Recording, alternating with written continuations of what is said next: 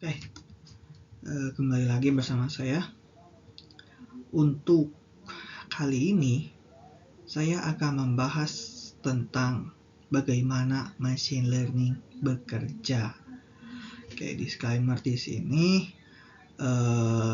saya untuk pertemuan kali ini akan membahas tentang pendahuluan dulu. Apa itu machine learning, bagian-bagiannya, logikal sederhananya bagaimana. Karena machine learning ini selain berkaitan dengan pemrograman, berkaitan erat dengan matematika. Maka pada saat pembahasan algoritma machine learning pada video-video selanjutnya, saya akan menerangkan 3. Pertama, menerangkan secara teori, berhitungan dengan matematika, murni hitungannya.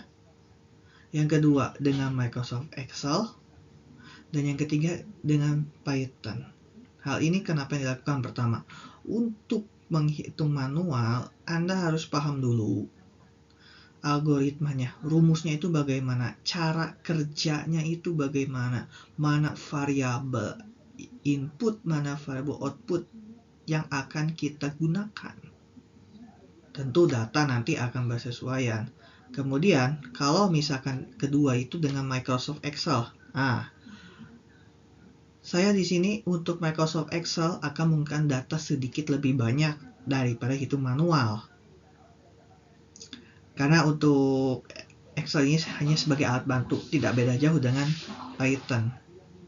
Nah, kalau dengan Python, itu kita ada library khusus dari sklearn. Cara menghitungnya langsung tanpa menginput rumus-rumusnya. Itu disclaimer untuk materi machine learning ini. Mohon maaf apabila ada kekurangan, salah atau apapun. Mari kita mulai pembahasan kali ini. Oke. Yang pertama, apa itu machine learning? Orang banyak membahas tentang machine learning, tapi mereka nggak tahu apa itu sebenarnya machine learning. Oke.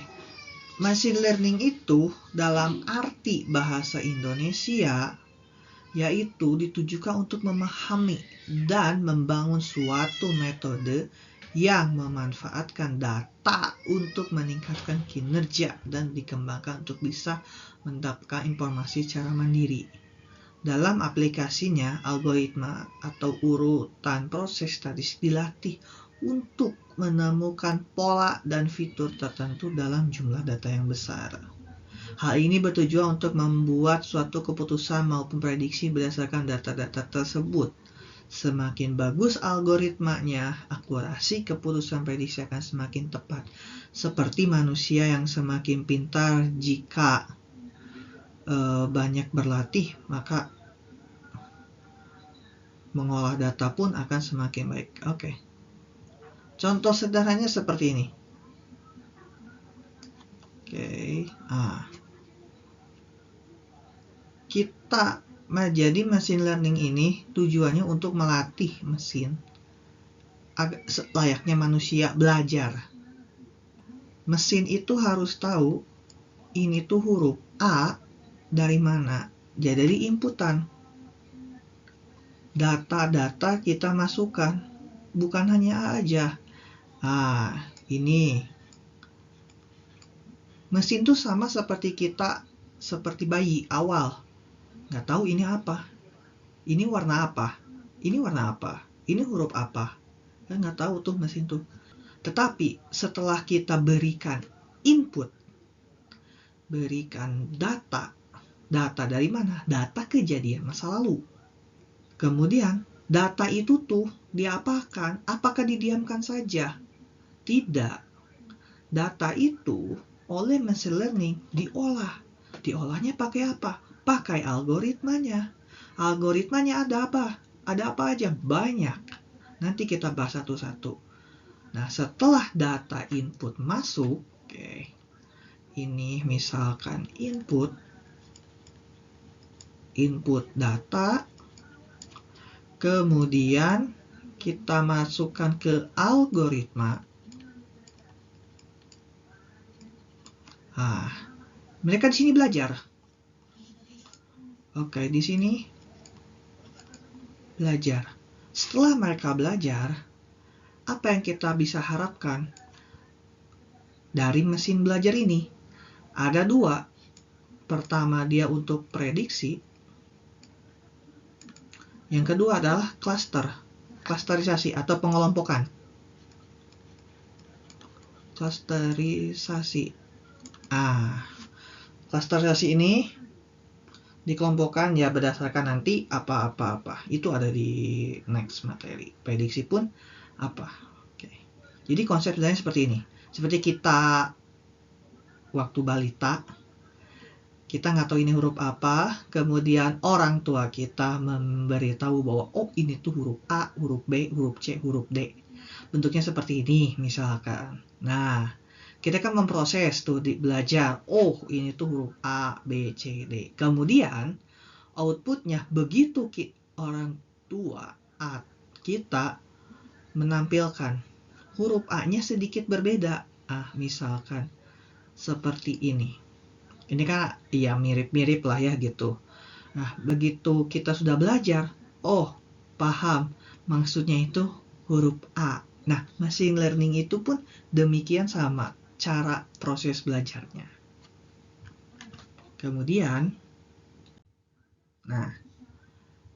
proses-prosesnya seperti sudah dijelaskan. Pertama, data kita kumpulkan dulu. Kita kan tuh banyak sekali data, raw data. Kita himpun semua. Kemudian, setelah raw data ini kita input, kita tidak langsung latih ke algoritma, tapi kita eksplorasi data dulu. Apa yang dimaksud eksplorasi data? Eksplorasi data ini bertujuan untuk memfilter mana yang data kita butuhkan, mana data yang kita tidak butuhkan. Yang kita butuhkan saja kita masukkan. Ya sisanya kita buang aja, delete aja. Karena kan raw data itu terlalu banyak campur ya data-datanya. Kemudian setelah data kita olah, kemudian kita tentukan nih data ini tuh cocoknya pakai model mana, pakai algoritma mana. Misalkan A ini misalkan data A, misalkan data 1, dia tuh cocoknya pakai mana? Apakah pakai algoritma A atau algoritma B? Tergantung apa yang kita harapkan outputnya. Nah, kemudian setelah itu lakukan pelatihan. Jadi, data ini, yang ini tuh data inputkan kemana? Ke algoritmanya. Baru nanti evaluasi. Berapa persen errornya, berapa persen suksesnya. Kita lanjut. Jenis algoritma machine learning ini terbagi menjadi 4. Yang pertama supervised learning, unsupervised learning, semi-supervised learning, dan juga reinforcement learning. Kita akan bahas satu-satu. Yang pertama, supervised learning. Definisinya itu algoritma machine learning gunakan data terlabel. Contohnya input di mana outputnya kita tahu. Jadi inputnya apa, outputnya apa. Kita tahu misalkan inputnya. Karena kan prinsip algoritma itu kalau di matematika Y sama dengan AX1 ditambah AX2 A2. Misalkan kayak gini. Nah, ini contoh sederhananya. Nah, X-nya ini adalah inputannya. Nah, ini adalah input. Kalau ini adalah outputnya. Gitu loh. Kalau ini apa? Ini adalah bobot. Ya. Bobotnya itu atau parameter itu tergantung berdasarkan inputannya. Sederhananya seperti itu. Nah, algoritma ini digunakan menerima sekumpulan input dengan output yang tepat. Jadi misalkan inputannya A, ya outputnya pasti ini gitu. Setelah itu algoritma belajar. Dalam supervised learning, algoritma dapat memodifikasi model. Biasanya seperti dikerjakan pada aplikasi memprediksi. Nah, contoh di sini. Kalau kalian masih bingung, digambar seperti ini. Pertama, kita punya dua input data. Label data adalah raw datanya, big datanya. Kita bisa label dengan ini variabel X, dan labels ini adalah Y. Artinya apa? Dia outputnya. Ya, contoh misalkan ini kan terdapat macam-macam bentuk bangun datar ya. Nah, kemudian ya kita nggak tahu ini apa isinya gitu. Nah, kemudian di label dikasih keterangan, oh bentuk ini tuh adalah hexagon, bentuk ini tuh adalah triangle, sedangkan bentuk ini adalah square. Nah, gitu. Ketika kita data label data kita inputkan bersama dengan label, dilatih di model training ini. Kemudian, nah di sini biasanya kita lakukan prediksi untuk supervised learning. Nah, contoh di sini ada test datanya. Nah, test datanya ada dua. Kan algoritma udah dilatih nih. Dia udah paham maksudnya tuh, oh ini tuh ini, oh ini tuh itu, gitu. Kemudian kita tes di sini.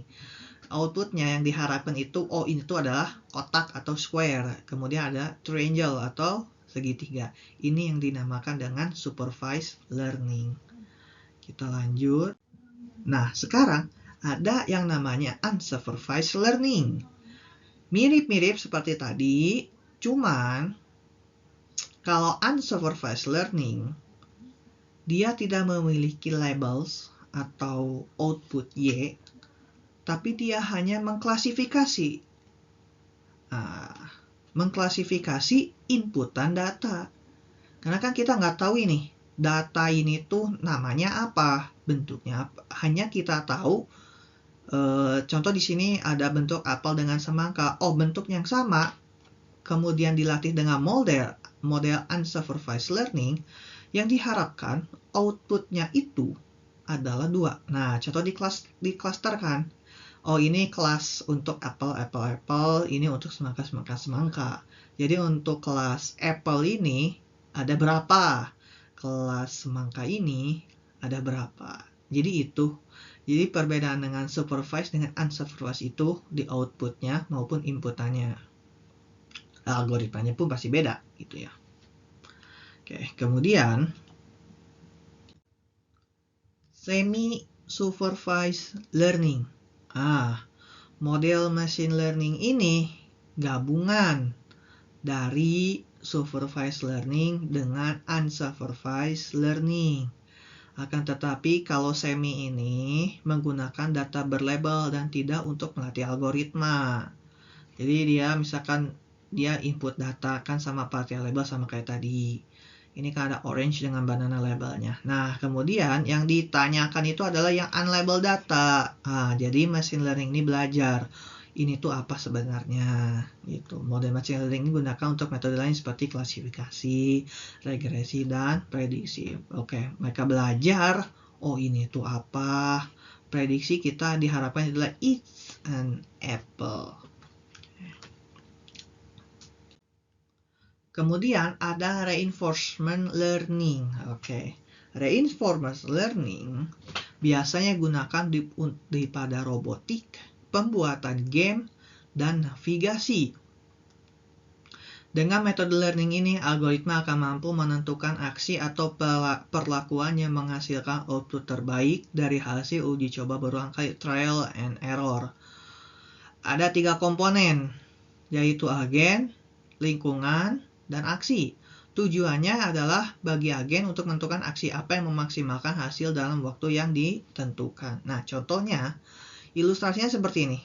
Ketika kita punya rintangan, seorang tikus mempunyai rintangan. Targetnya apa tikus ini? Dia kan pengen ke sini toh. Nah, ke keju ini goals-nya. Nah, sekarang tikus ini dia sebagai agen atau pembuat keputusan. Dia mau kemana sih jalannya? Dari sini tuh misalkan apakah dia mau ke sini?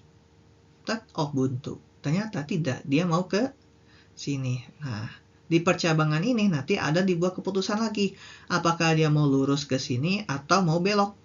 Nah, itu. Jadi lingkungan ini adalah yang hijau-hijau ini adalah lingkungannya. Jadi yang dia berinteraksi gitu. Berinteraksi dengan stage-nya dan aksi. Oke, aksinya itu apakah dia mau maju, mau mundur, apakah dia mau belok ke kiri atau ke kanan. Nah, itu. Oke. Di sini referensi yang kita gunakan adalah IBM dengan AWS Amazon. Oke, jadi untuk pengantar dicukupkan sekian. Untuk materi selanjutnya, saya akan membahas di supervised learning terlebih dahulu. Untuk algoritmanya nanti saya jabarkan satu-satu. Biasanya kalau untuk supervised learning itu ada regresi linear, logistic regression, kemudian super vector machine, dan lain-lain. Nanti saya akan jelaskan matematikanya bagaimana, kemudian implementasi terhadap Microsoft Excel untuk data sebagian, dan untuk big data saya implementasikan terhadap Python. Demikian dari saya, terima kasih.